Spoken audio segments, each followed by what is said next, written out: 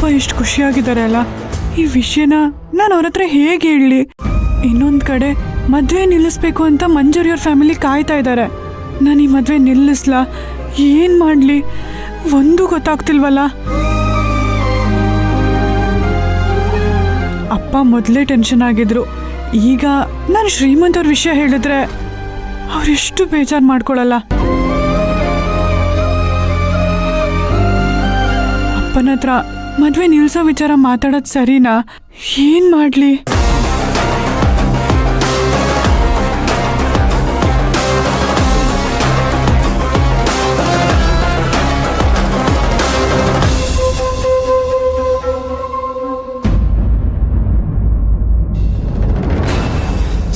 ಸಪ್ತಮ್ರಿ ದಯವಿಟ್ಟು ನಾಳೆ ಸ್ವಲ್ಪ ಕೇಳಿ, ಒಂಚೂರು ಅರ್ಥ ಮಾಡ್ಕೊಳ್ರಿ ದಯವಿಟ್ಟು. ಒಂದೇ ಒಂದ್ಸರಿ ದಯವಿಟ್ಟು ನನ್ನ ಕ್ಷಮಿಸಿ ಸಪ್ತಮಿ ಅವರೇ, ಪ್ಲೀಸ್. ನಿಮ್ಮ ಕೈ ಮುಯ್ತೀನಿ, ನಾನು ಏನು ಮಾಡ್ಬೇಕು ಕೇಳ್ರಿ ಮಾಡ್ತೀನಿ, ಪ್ಲೀಸ್ ಕಣ್ರಿ. ಇನ್ನೊಂದ್ಸರಿ ಈಗಾಗಲ್ಲ ಸಪ್ತಮಿ ಅವರೇ, ನೀವೇನು ಹೇಳಿದ್ರು ಮಾಡ್ತೀನಿ, ಪ್ಲೀಸ್.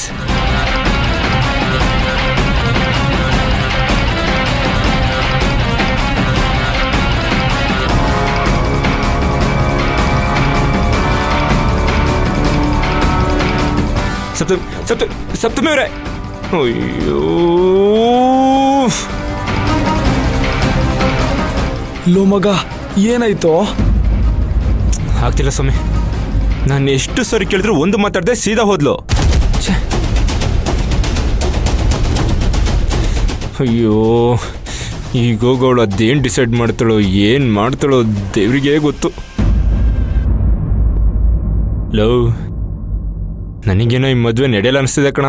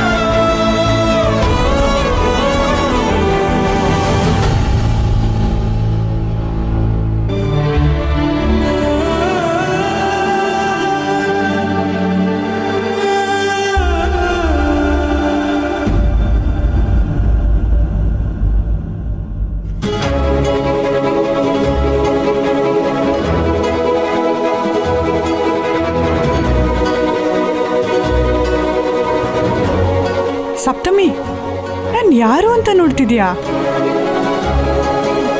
ನಾನು ನಿನ್ನ ಮನಸಾಕ್ಷಿ. ನಾಳೆ ಮದುವೆ ಇಟ್ಕೊಂಡು ನೀನೇನು ಇಷ್ಟೊಂದು ಡಲ್ ಆಗಿದ್ಯಾ? ಯಾಕೆ, ಏನಾಯ್ತು? ನೀನು ನನ್ನ ಮನಸಾಕ್ಷಿ ಅಲ್ವಾ? ಹಾಗಿದ್ಮೇಲೆ ನಾನು ಯಾಕೆ ಡಲ್ ಆಗಿದ್ದೀನಿ ಅಂತ ನಿನಗೆ ಗೊತ್ತಿಲ್ವಾ? ನನ್ನ ಪ್ರಪಂಚದಲ್ಲಿ ಜಾಸ್ತಿ ಇಷ್ಟಪಡೋದು, ದೇವ್ರು ಅಂತ ಪೂಜಿಸೋದು ಅಪ್ಪನೊಬ್ರನ್ನೇ. ಅವರು ನನಗೆ ಬರೀ ಜನ್ಮ ಕೊಟ್ಟಿಲ್ಲ, ನನ್ನ ಜೀವನ ರೂಪಿಸ್ಕೊಳ್ಳೋದಕ್ಕೆ ದಾರಿ ಮಾಡಿಕೊಟ್ಟಿದ್ದಾರೆ.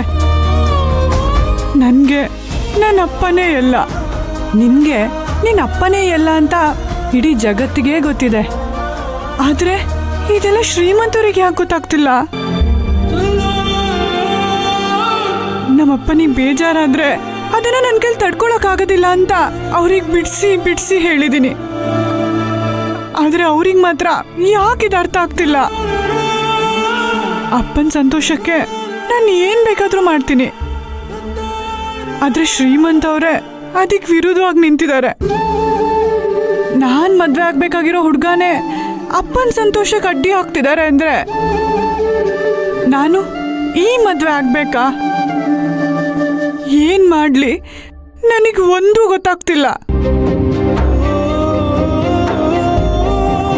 ಒಂದು ಕಡೆ ಕೋಪನೂ ಬರ್ತಿದೆ, ಇನ್ನೊಂದು ಕಡೆ ತುಂಬಾನೇ ಹಿಂಸೆ ಆಗ್ತಿದೆ. ಕಣ್ಣು ಮುಚ್ಚಿ ಕಣ್ಣು ಬಿಟ್ರೆ ನಾಳೆನೇ ನನ್ನ ಮದುವೆ. ಆದರೆ ಮುಂದೆ ನನ್ನ ಜೀವನ ಹೇಗಿರುತ್ತೆ ಅಂತಾನೆ ಗೊತ್ತಾಗ್ತಿಲ್ಲ. ಅಪ್ಪನ ಬಗ್ಗೆ ಶ್ರೀಮಂತವರೇ ಈ ಥರ ಮಾತಾಡಿದ್ರು ಅಂತ ನನ್ನ ಮನ್ಸಿಗೆ ತುಂಬಾ ಅಂದ್ರೆ ತುಂಬಾ ನೋವಾಗ್ತಿದೆ. ಈ ಥರ ಬೇರೆ ಯಾರಾದರೂ ಮಾತಾಡಿದಿದ್ರೆ ನಾನು ಯಾವುದೇ ಕಾರಣಕ್ಕೂ ಅವ್ರನ್ನ ಸುಮ್ಮನೆ ಅಂತೂ ಬಿಡ್ತಿರ್ಲಿಲ್ಲ. ನಾನು ಶ್ರೀಮಂತ್ ಅವ್ರಿಗೆ ಏನು ಮಾಡಲಿ? ಈ ಕಡೆಯಿಂದ ಬೈಯೋಕ್ಕೂ ಆಗಲ್ಲ, ಎಷ್ಟೇ ಬುದ್ಧಿ ಹೇಳಿದ್ರು ಪ್ರಯೋಜನನೂ ಆಗ್ತಿಲ್ಲ. ಈಗ ಇಷ್ಟೆಲ್ಲ ಆದ್ಮೇಲೂ ನನಗೆ ಅವ್ರನ್ನ ಮನ್ಸಾರೆ ಇಷ್ಟಪಡೋಕ್ಕೂ ಆಗ್ತಿಲ್ಲ. ನಾನು ಏನು ಮಾಡಲಿ? ಒಂದು ಹೆಣ್ಣಿಗೆ ಲೈಫಲ್ಲಿ ಅಪ್ಪ ಬೇಕಾ ಇಲ್ಲ ನಿನ್ನ ಗಂಡ ಬೇಕಾ ಅಂತ ಪ್ರಶ್ನೆ ಬರಲೇಬಾರ್ದು. ಬಂದರೂ ಅದಕ್ಕೆ ಉತ್ತರ ಕೊಡೋಕ್ಕೆ ಯಾರಿಂದನೂ ಆಗಲ್ಲ. ಈಗ ನಾನು ಕೂಡ ಅದೇ ಸ್ಥಿತಿಯಲ್ಲಿದ್ದೀನಿ. ಅಂದರೆ ಅಪ್ಪನ ಬಗ್ಗೆ ಶ್ರೀಮಂತವ್ರು ಕೆಟ್ಟದಾಗ ಮಾತಾಡಿದ್ರು ಅಂತ ಅವ್ರನ್ನ ಒಪ್ಕೋಬೇಡ ಅಂತ ಒಂದು ಕಡೆ ಹೇಳುತ್ತೆ, ಇನ್ನೊಂದು ಕಡೆ ಶ್ರೀಮಂತವ್ರನ್ನ ಬೇಡ ಅಂದರೆ ಅಪ್ಪನ ಕನಸು ನುಚ್ಚು ನೂರಾಗೋಗುತ್ತೆ. ಈಗ ನಾನು ಯಾವ ದಾರಿಲಿ ಹೋಗಲಿ?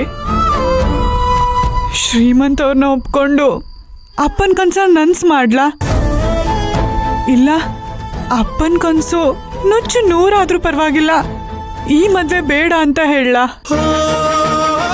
ಯಾವುದು ಸರಿ ಯಾವುದು ತಪ್ಪು ಅಂತ ನೀನೇ ಹೇಳು. ಈಗ ಸರಿ ತಪ್ಪು ಯಾವುದು ಅಂತ ನಿರ್ಧಾರ ಮಾಡಬೇಕಾಗಿರೋದು ನಾನಲ್ಲ, ನೀನು ಸಪ್ತಮಿ. ನಿನ್ನ ಲೈಫು ನಿನ್ನಿಷ್ಟ, ನಿರ್ಧಾರ ತಗೋ.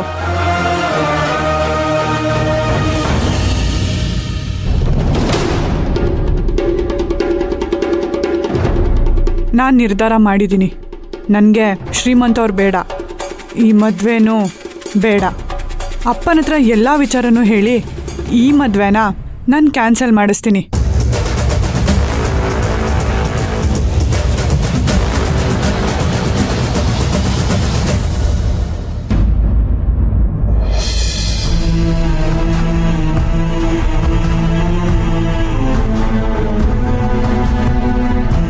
ನಾನೇ ಸ್ವಲ್ಪ ಓವರಾಗಿ ಮಾತಾಡಿದೆ ಅನ್ಸುತ್ತೆ. ಹಲೋ ಶ್ರೀಮಂತ್, ಎಲ್ಲಿ ನೋಡ್ತಿದ್ಯಾ? ಈ ಕಡೆ ನೋಡು.